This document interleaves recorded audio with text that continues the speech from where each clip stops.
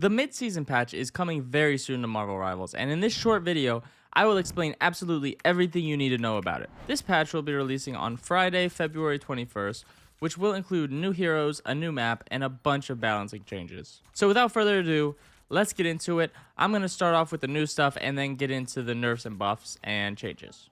First, with the new heroes, the remaining two Fantastic Four members are coming to Marvel Rivals.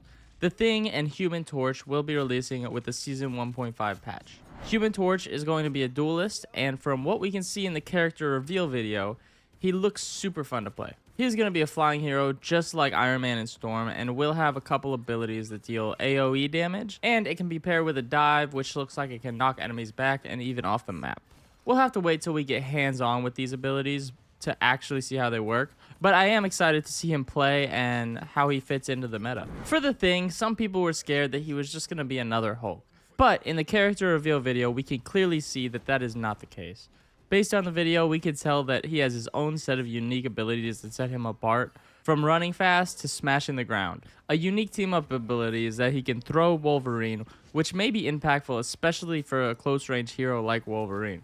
For his ultimate, it looks like he smashes the ground and knocks enemies back while yelling, "It's clobbering time!" But then again, I'm just basing my opinion solely off the character reveal video, so take everything I say very lightly.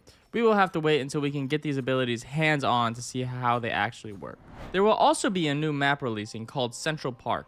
This map will be a payload type map, and it will have very interesting elements. I guess the map is haunted by Dracula or something, and the objective is to escort this fire type thing to the end or something. I don't know. As we said, we don't know all the details yet, but from what we can see in the video, it looks like a very interesting map and a good addition to the map pool. Okay, now for the buffs, nerfs, and changes coming in the patch. There's going to be a lot, so I'm kind of going to speedrun it, but for more info on each of the changes, I'll link the patch notes in the description so you can check them out. Starting with the buffs, Captain America is getting a decrease in the time it takes to charge his ultimate, as well as in his shield throw ability, making him throw it faster. Groot is getting a small buff to how far he can put out his damage walls, from 15 to 18 meters. It's not much of a buff, but it's a buff nonetheless. Thor is getting a small buff to where there will be no cooldown time for his other abilities after his rune time ends. Venom is getting reduced energy cost for his ultimate, meaning he's going to get it faster, and a slight change to his slam ability, changing the direction enemies are pulled.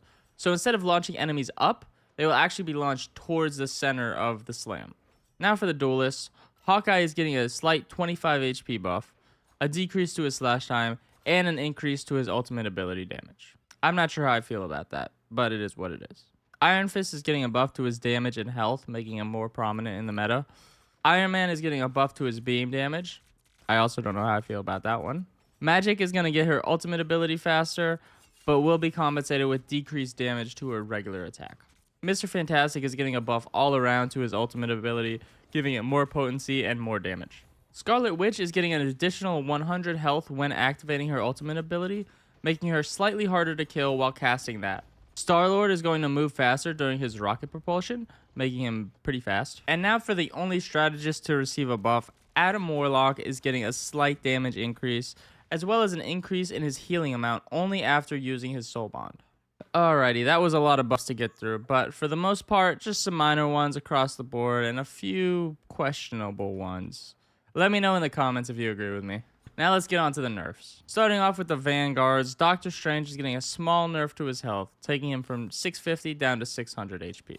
Another shield Vanguard, Magneto is getting a slight nerf to his curtain shield, making it last slightly shorter, but he is being compensated with a small increase to his primary attack damage. For duelists, Moon Knight is getting a well-needed nerf to his ultimate, making the talons fall slower, as well as changing the way the damage works.